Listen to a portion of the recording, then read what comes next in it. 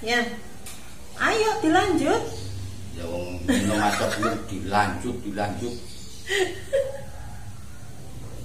Nanti kalau tersedak itu gimana? Dilanjut apa?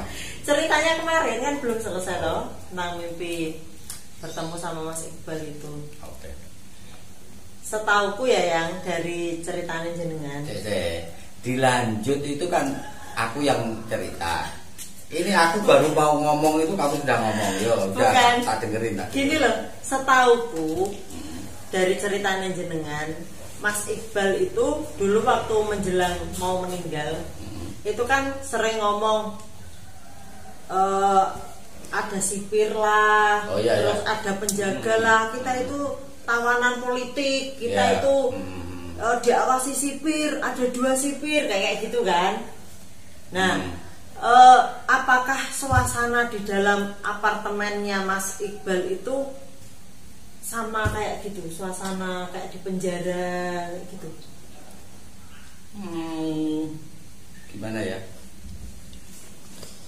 Enggak. Kalau di penjara itu orang di bawah tekanan, gitu. Harus begini ada jamnya. Kalau ini enggak, jamnya itu ada di hatinya masing-masing. Itu. Iya, jadi si A ini kan 4 orang ya. Si A itu punya ritme kegiatan yang beda dengan si B, gitu. Si C juga beda lagi, Iqbal juga beda lagi.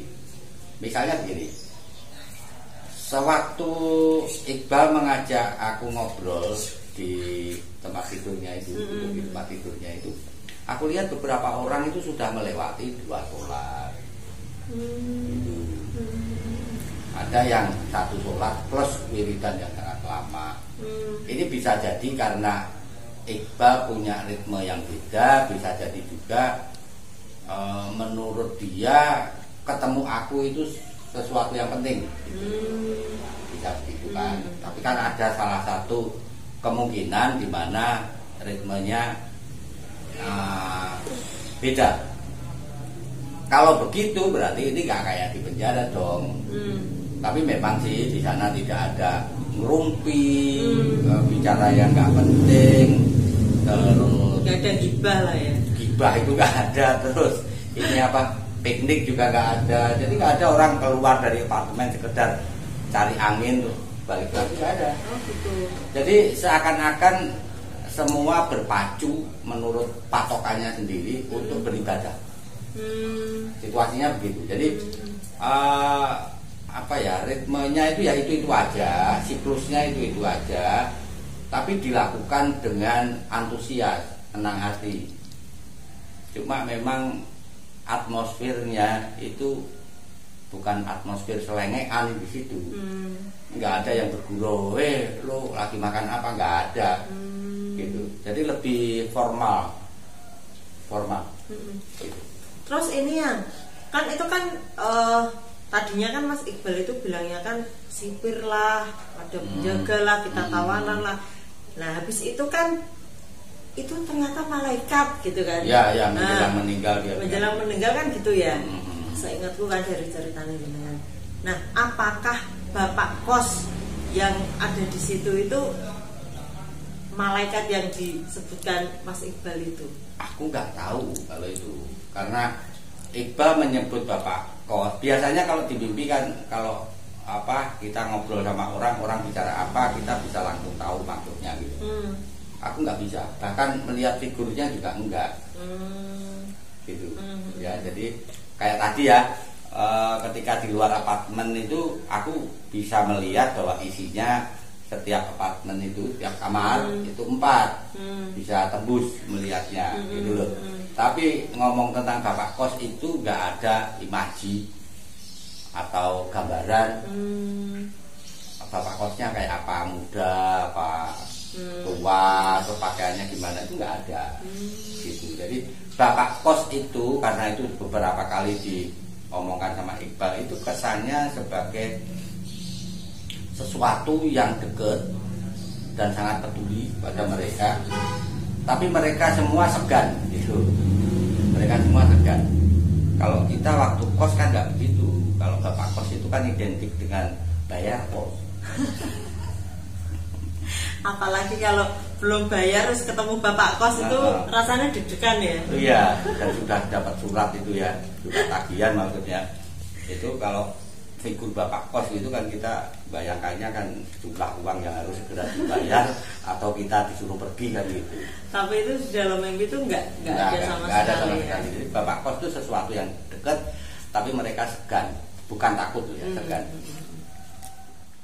Yang kemarin itu kan jenengan kan cerita ketika ngobrol sama Mas Iqbal yang membahas soal agama. Itu kan Mas Iqbal mengernyitkan dahi gitu. Nah, memangnya tuh apa sih yang jenengan sampaikan ke Mas Iqbal sampai Mas Iqbal tuh mengernyitkan dahi gitu? Gini, ketika dia tanya, "Loh, kenapa kok kamu kembali?" Itu kan saya ceritakan sebab-sebabnya. Karena begini, orang tidak melakukan satu hal karena satu sebab, tidak mungkin. Kita memutuskan sesuatu itu pasti pertimbangannya lebih dari satu, karena ada semacam timbangan kan, timbangan untung rugi kan gitu ya. Untung rugi itu bukan berarti material loh ya. Nah, pada saat saya menjelaskan itu semuanya itu, yang saya mohon maaf tidak bisa ngomong di sini karena apa? Karena hal-hal seperti itu kan pribadi sekali. Itu dia kayak nggak setuju gitu, kayak nggak setuju. Nah, salah satunya aku bisa ngomong deh tentang perjalanan pesugihan. Bagaimana saya mencari pesugihan dan sebagainya, dia tampak sangat tidak suka. Kenapa harus sampai segitunya gitu loh. Nah, dia mengerjakan alis itu ketika aku bilang salah satu penyebab yang terpenting bagiku adalah bahwa ibuku saat itu sudah menjelang meninggal.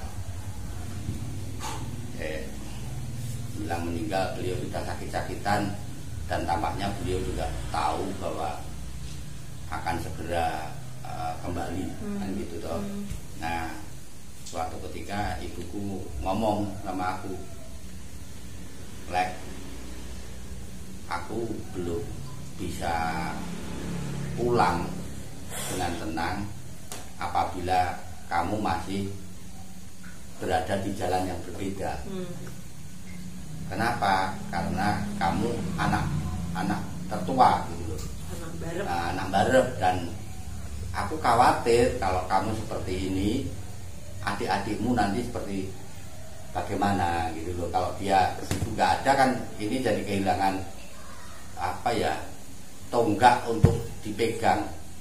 Karena ada banyak hal dalam kehidupan itu bisa lebih mudah diselesaikan apabila kita berbicara tentang Tuhan. Gitu. Ada banyak hal yang kalau kita tempuh pendekatan lain itu jadi sulit. Tapi begitu kita ngomong, misalnya keikhlasan, misalnya si A nggak ikhlas karena ada orang utang sama dia dikemplang, ya kita ngomong apapun dia akan bilang, "Lu itu harus bayar." Tapi kalau kita ngomong tentang Tuhan, sudahlah, ikhlas, bukankah itu yang diajarkan Tuhan? Itu lebih gampang menerima. Nah, kalau agamanya beda, ini akan jadi lebih sulit, paham ya? Nah, jadi ibu berkata, pada intinya dia masih apa namanya ya, overall masih keberatan bahwa kami berada di jalan yang berbeda. Padahal ketika ibuku sudah berjalan aja susah untuk ke gereja, aku yang nganterin. Bahkan aku ikut masuk ke gereja, duduk di samping ibuku. Pulang ke rumah ya saya beribadah secara biasa. Saya nggak tahu seperti ini salah apa benar, tapi menurut perasaanku ya itu yang harus saya lakukan, itu ya. Nah, ketika ibu ini sudah mau meninggal, ini menjadi salah satu sebab. Saya nggak bilang satu-satunya loh ya, ada banyak sebab lain. Nah, salah satunya itu ibu.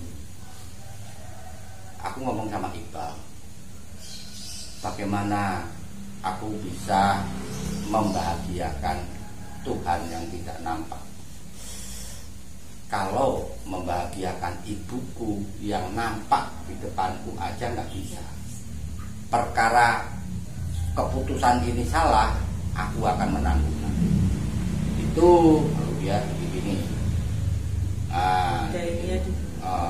Terus dia ngomong, ya udahlah kalau begitu.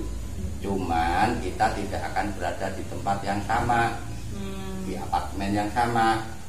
Gitu.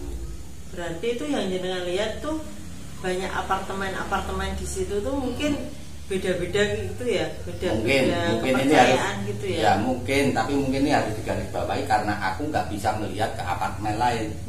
Hanya kelihatan di sana ada gedung lagi. Nggak kelihatan mereka beribadah. Nggak kelihatan itu jauh, tapi gedungnya itu tinggi banget. Oh gitu. Tinggi kayak menjulang ke angkasa. Sana juga. Jadi ada banyak apartemen. Oke, lanjut ya. Yo. Mau bertanya lagi. Ya. Yang Mas Iqbal itu kan sangat sayang sekali sama dua orang, ibunya sama gadis. Ya. Nah, bahkan sebelum meninggal pun sempat berpesan, Edelweiss ini serahkan. Terus tanyakan seandainya tidak sama jenengan apakah mau menerima Mas Iqbal kan gitu. Ya. Nah, apakah ketika Mas Iqbal itu di dalam apartemen itu sudah ada di apartemen itu ketemu jenengan ngobrol, apakah dua orang itu disinggung, masih dibicarakan gitu? Untuk gadis tidak. Jadi kayaknya untuk gadis ini selesai begitu saya mengucapkan itu dan si Iqbal mendengar atau melihat jawabannya kan, berarti oh ya sudah gitu. Tidak seperti yang aku duga. Jadi aku menjadi begitu kecewa, begitu marah sama gadis itu kan. Aku berpikir bahwa Iqbal nanti perasaannya gimana, ya kan? Sakit banget gitu ya. Sakit banget. Ternyata tidak. Jadi ternyata dia hanya pengen tahu aja. Gitu. Sudah. Ya. Gitu. Nah itu berarti Iqbal ini orang yang dewasa lah, dewasa. Tapi kalau ibunya masih, jadi dia bicarakan tentang ibunya gitu. Tapi bukan ini loh, bukan dia tanya bagaimana ibuku, tidak. Dia itu cerita. Oh gitu. Paham ya? Cerita. Ya cerita bahwa di rumah itu yang masih sangat kehilangan. Di semua kehilangan, tapi yang paling kehilangan itu emak. Nah, sampai sekarang emak itu masih berharap.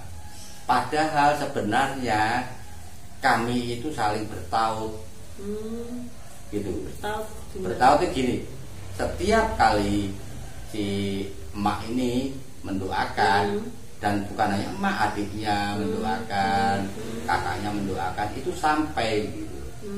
Tapi menurut Iqbal doa itu gak cukup. Jadi doa itu membantu dia, seperti mendorong dia, tetapi itu gak cukup. Itu semacam bikin dia ngejar antusias untuk sholat, untuk wiridan, untuk menutup ketidakcukupannya itu ya. Ya, untuk mengejar itu. Jadi doa yang dari keluarganya ini kayak memberi support, memberi dorongan untuk terus beribadah sampai suatu saat. Kayaknya begitu. Yang Mas Iqbal itu kan sebenarnya kan nggak suka nih jenengan itu mendaki terus. Bukan begitu. Dia tidak suka kalau aku jadi setan gunung. Tapi kalau sekali-sekali mendaki nggak apa-apa. Ya maksudnya kan porsinya jenengan kuliah sama mendaki kan lebih banyak mendakinya kan gitu. Sampai Mas Iqbal itu waktu di puncak Gunung Slamet kan menyerahkan artikel tentang pendaki itu toh. Itu kalau nggak salah Reader's Digest itu satu apa ya? Ya itu buku edisi bulanan gitu, majalah berbahasa Inggris, agak kecil yang terbit bulanan. Nah, apakah waktu ngobrol itu disinggung juga soal pendakian? Jadi gini, sebenarnya bukan Iqbal yang nanyain, tapi aku. Karena begini, Iqbal ini lebih fokus tentang kenapa sih kamu harus tetap mencari aku. Aku itu kayak gini nih, yang seperti yang kamu lihat itu, bahagia gitu ya. Nah, aku cerita bahwa di rumah sakit ketika aku diinterview beberapa dokter yang menanyakan kondisimu ketika aku tinggalin dan bertanya tentang pupil mata dan sebagainya, dicurigai kamu itu masih mati suri, jadi belum betul-betul meninggal gitu. Meskipun tubuhmu itu sudah kaku ya. Nah, kalau sampai kamu bangun dan aku tidak ada, terus perasaanku gimana gitu loh. Itu yang salah satu yang membuat aku takut itu kan itu, membayangkan isi hutan, terus temanku yang nggak berdaya ya, kemudian dia nggak bisa bergerak tapi dia masih bisa menyadari, loh sahabatku di mana kok hilang. Nah itu kan apa ya, angel diceritakan, ya seperti itulah pokoknya. Terus dia senyum, dia bilang, yang bilang saya bangun itu siapa? Gitu. Jadi aku itu merasa, jadi perasaannya Iqbal itu dia ingin pup. Nah, ketika dia selesai pup, dia itu mau berdiri, itu nggak bisa. Nah, terus dia duduk, padahal yang dia duduki itu kan berarti air, wong sungai. Nah, airnya ya semata kaki lah, tapi dinginnya luar biasa kan. Dia duduk, nah terus karena capek dia berbaring, lalu dia seperti jatuh di dalam tidur. Bangun-bangun itu sudah di apartemen itu. Itu ceritanya Iqbal begitu. Ya berarti kalaupun dia mati suri, dia tidak sempat bangun karena dia mengalami kalau kena air ya berarti hipotermia. Nah itu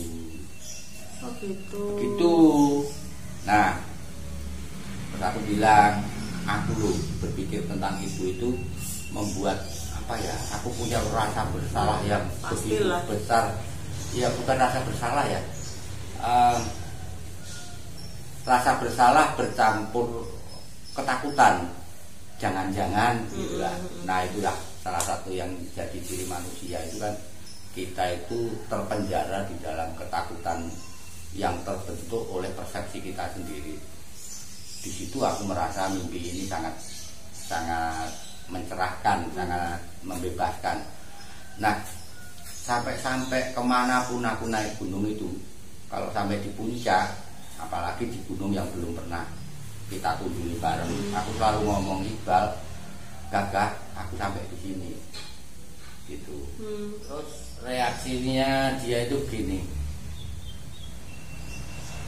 lah iya, dulu ketika kuliah itu aku mengkhawatirkan kamu jadi setan gunung. Nah sekarang yang terjadi bukan hanya kamu menjadi setan gunung, tapi kamu ajak istri dan anak-anakmu jadi pendaki. Itu apa tidak terlalu beresiko? Itu loh intinya khawatir begitu. Ya. Dia khawatir. Ya gimana lagi? Terus jenengan jawab apa piye? Hah? Digituin jawab apa piye? Aku jawab gini, aku nggak tahu. Ini karena kesadaran yang lain atau terinspirasi oleh kematianmu dan hilangnya kakak. Tapi saya merasa nggak fair kalau saya juga tidak berakhir di gunung gitu. Tapi karena aku nggak bisa menentukan kematianku. Nah, andai kata keinginan untuk meninggal di gunung itu tidak bisa karena apapun, maka yang aku inginkan, aku meninggal nanti dibakar, abunya ditebarkan di gunung.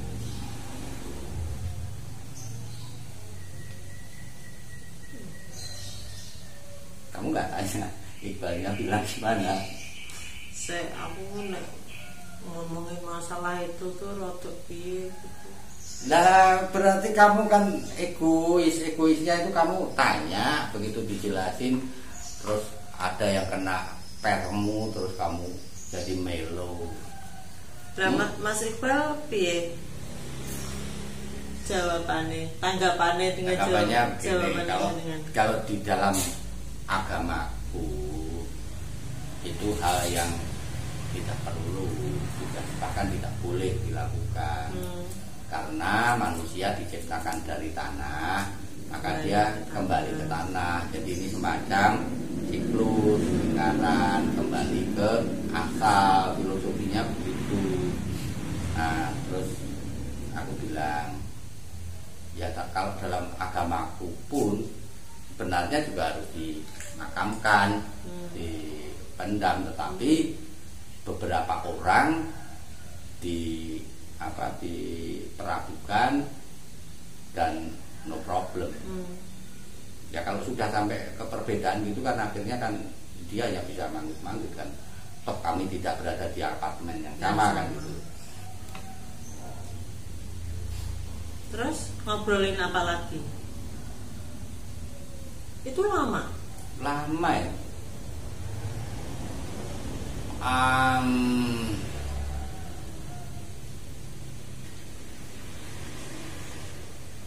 Ada juga ya obrolan yang menyangkut keluarga, tapi aku nggak bisa ngomong.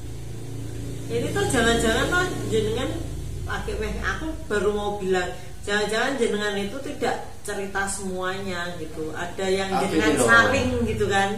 Gini loh, saya kira setiap kali kita membicarakan berkata sesuatu, apalagi di medsos, itu harus saring.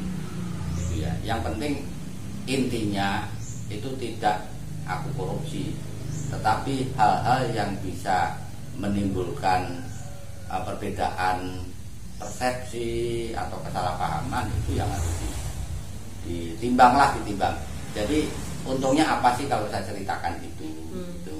Dan dia ada satu permintaan gitu ya, intinya permintaan untuk disampaikan ke keluarga. Saya bilang maaf, saya nggak bisa gitu, karena itu sudah urusan internal keluarga, saya nggak bisa. Dan dia juga nggak kayak di dunia kita ini. Kalau di dunia kita ini aku minta tolong sama kamu, tolong begini ya, kamu ke temanku misalnya ya, kamu bilang begini, aku nggak bisa datang sendiri karena sakit, jadi kamu ngomong gini. Terus kamu bilang, lah itu kan urusanmu sendiri gitu. Aku kan bisa, alah gitu aja nggak mau. Iqbal tidak. Dan memang kayaknya situasi di situ itu urusan dunia itu nggak begitu penting. Jadi apa yang terjadi dengan manusia-manusia yang dekat sama dia itu dia bisa lihat, dia bisa prihatin, tapi nggak bisa berbuat banyak, nggak ada minat untuk bisa merubah itu gitu loh. Sekedar iso dieling gitu loh. Itu juga nggak dieling gitu juga nggak. Hah? Bisa nggak? Maksudnya gimana? Maksudnya gini kan, tadi bilang urusan dunia itu kan mereka tidak ada, ya tahu oh kayak gini, cuman kan tidak ada ini untuk merubah itu atau bagaimana kan gitu. Nah sekedar mengingatkan, maksudnya mungkin dengan batin atau dengan apa, untuk jangan kayak gitu, kayak manusianya itu digiring untuk jangan begitu. Mungkin gitu, bisa sudah dilakukan, cuma nggak nyambung nih mungkin. Atau sebenarnya benar tapi tidak dilakukan juga bisa kan. Ini bisikan apa kan, ya bisa aja begitu. Tapi mungkin bisa ya kayak gitu ya. Sangat mungkin kalau hubungan ini dekat, hubungan kekeluargaan, dan dalam keluarga Iqbal maupun Gagah, ikatan keluarga itu kenceng banget loh, kenceng sekali. Ingat gak bahwa ketika aku pulang kemudian aku sowan ke emak, ada 2 adiknya yang cewek itu yang karena kedekatan mereka yang bilang masalah jahat, dan saya bisa menerima. Artinya saya paham kenapa dia bilang begitu. Aku tuh sahabatnya tapi tidak berhasil membawa turunan gitu. Terus ada obrolan lagi nggak yang lain? Seingat enggak. Jadi ya pada intinya berhenti bicara. Aku tanya ini tentang apa yang dia dipopong itu yang dipopong itu benar kamu? Aku tanya begitu, artinya itu benar tubuhmu yang dipopong. Jawabannya dia apa perlunya? Maksudnya apa perlunya? Jadi ketika dia cerita gini loh, ketika dia sudah sampai di sana dia bisa melihat apapun, tapi itu menjadi tidak penting. Tubuhnya itu sudah tidak penting. Oh gitu. Dan di situ di dalam apartemen itu sepertinya membahas hal yang tidak penting itu dihindari. Gitu.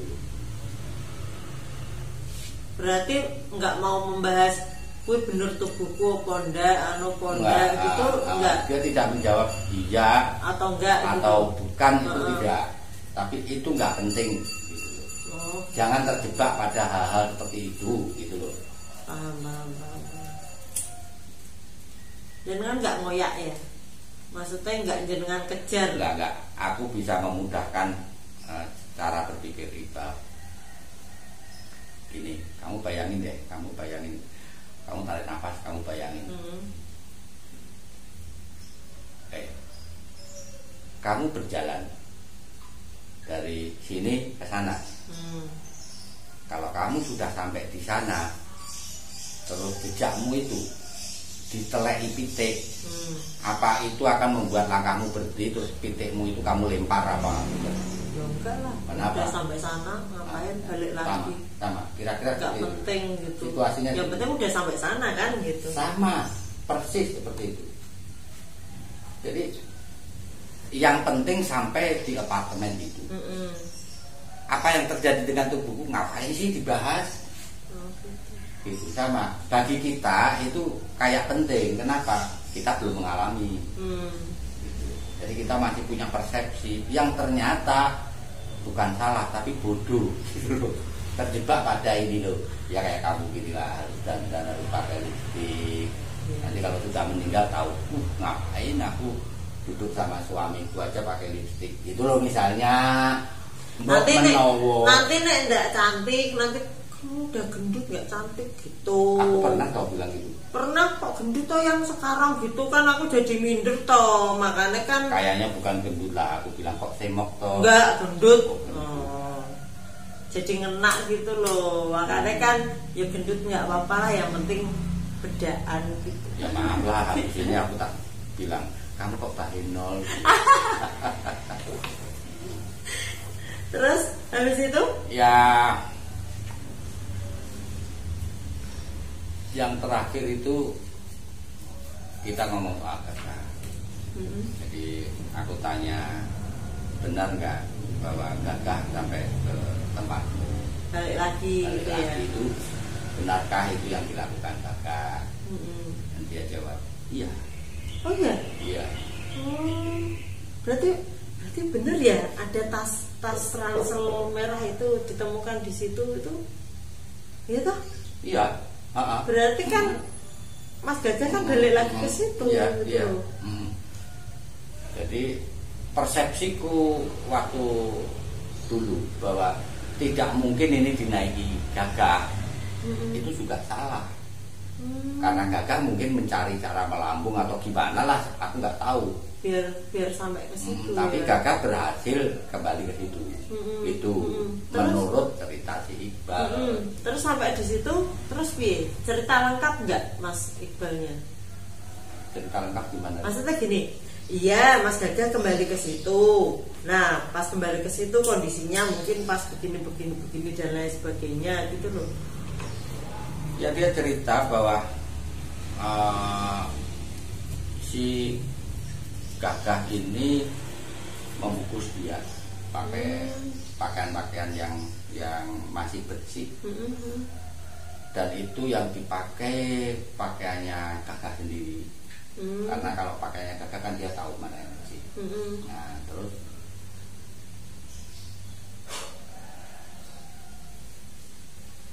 dia karena nggak kuat gintung dia diseret. Dia diseret ke tengah hutan. Kalau itu kan kita ya di tengah hutan tapi di sungai. Di pinggir sungai. Nah, kalau ini dibawa ke tengah hutannya. Gitu. Terus dia pakai kayu untuk membuat lubang. Tapi lubang itu karena Gagah juga kondisinya sangat capek, udah nggak makan dan sebagainya, ya dia dimakamkan gitu. Oh gitu.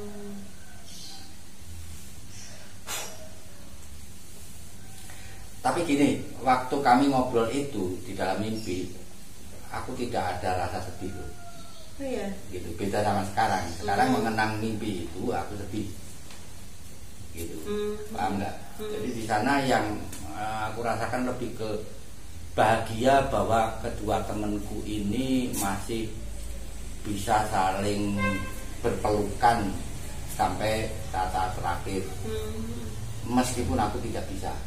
Gitu. Sehingga ya memang peran yang kupilih dalam tragedi ini kan akulah yang harus menceritakan gitu. Karena aku yang berhasil sampai ke kota ya. Untuk bilang selamat aja sekarang aku berpikir sebenarnya yang selamat aku apa mereka. Mereka sudah sampai di sana loh. Sudah sampai di apartemen, sementara aku harus berjuang di sini dan aku bisa aja kepleset. Nah, terus ketika kami ngomong tentang Gagah ini, ada satu penghuni teman kamarnya yang mulai tertarik, kemudian menoleh. Nah, kemudian aku tanya, nah Gagah itu sekarang di mana? Apa di apartemen ini, di kamar yang berbeda atau di mana? Itu lah, beda apartemen. Dia bilang dia beda apartemen. Loh, beda apartemen itu berarti kondisinya seperti apa? Ya sama seperti kita ini, seperti kami ini sama. Tapi tempatnya beda, agak jauh di sana. Itu. Apa jangan-jangan apartemennya di Gunung Slamet? Nggak tahu, tapi tempat apartemen itu dataran yang rata, bukan pegunungan gitu ya. Dan kayak sabana gitu. Kayak sabana, tapi ini beda sabana yang kulihat waktu mati suri. Kalau waktu mati suri itu sabananya mirip sekali sama sabana bumi.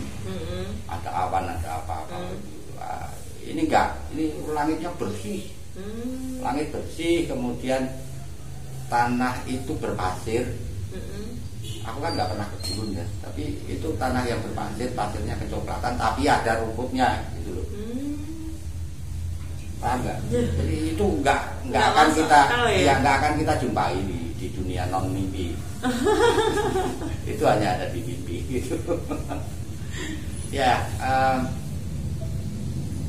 aku terus tanya, jauh nggak dari sini? Enggak ya. yang paling ujung sana itu dia bilang gitu. Tapi kamu harus ingat, jauh dan dekat di sana itu relatif. Dari depan rumah sampai ke apartemennya aja itu hanya berapa detik kan gitu. Nah makanya aku bilang, bisa nggak kamu anterin aku ke sana?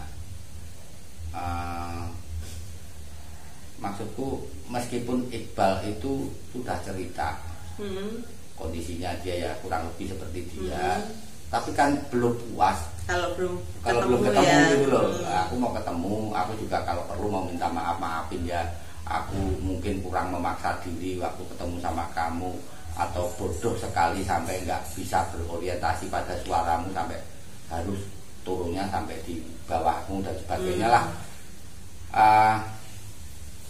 Nek ketemu kan itu bisa aku lakukan. Tapi Iqbalnya menggeleng, jadi dia nggak bisa nganterin. Gitu, nggak bisa nganterin. Kenapa?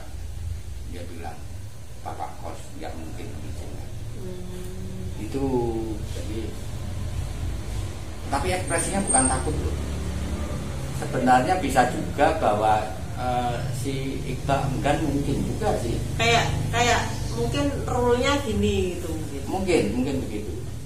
Atau mungkin juga cara berpikir, mindsetnya memang sudah beda kalau ada di sana dan kita yang ada di sini ya. Sama dengan misalnya aku ini seorang pendeta, misalnya ya, kamu masih sangat remaja, mas, ayo kita makan-makan di kafe atau apa aku bilang ya, waktunya sudah terlalu larut. Itu kan kata lain untuk bilang ngapain gitu toh. Nah mungkin seperti itu juga gitu. Jadi ada banyak dimensi, ada banyak persepsi yang bisa diambil dari mimpi ini. Termasuk bahwa mimpi ini bukan dari Tuhan pun aku terbuka, pikiranku terbuka, nggak apa-apa gitu. Tapi dari mimpi ini yang jelas aku mengalami pencerahan lah, gitu. Terus masih lanjut ngobrol lagi atau udah? Nah begitu sampai ke Iqbal bilang dia nggak bisa nganter, bapak kos nggak akan mengizinkan. Itu ada dua teman sekamarnya itu yang tadinya yang satu menoleh toh, ini sudah menoleh terus mau berjalan mendekat. Gitu, mau berjalan mendekat seperti semacam menyadari ini ada penyelundup atau gimana gitu. Tapi yang jelas mereka tampak nggak suka ada saya di situ. Gitu. Satu itu, yang kedua ngobrol tentang itu. Mungkin mengganggu kekhusukan atau apa, aku nggak tahu.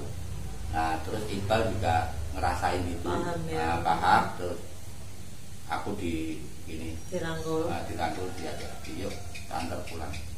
Gitu. Jaga ini mungkin juga ya mas iya. Iqbalnya jaga ini juga ya. Terus terlalu jauh ini ngobrolnya gitu. Mungkin aku juga terlalu kepo, tapi ya gimana, namanya puluhan tahun nggak ketemu. Mumpung ketemu ya, mumpung diajak ke tempatnya. Iya, gitu ya. Bukan mumpung diajak ke tempatnya, mumpung ketemu.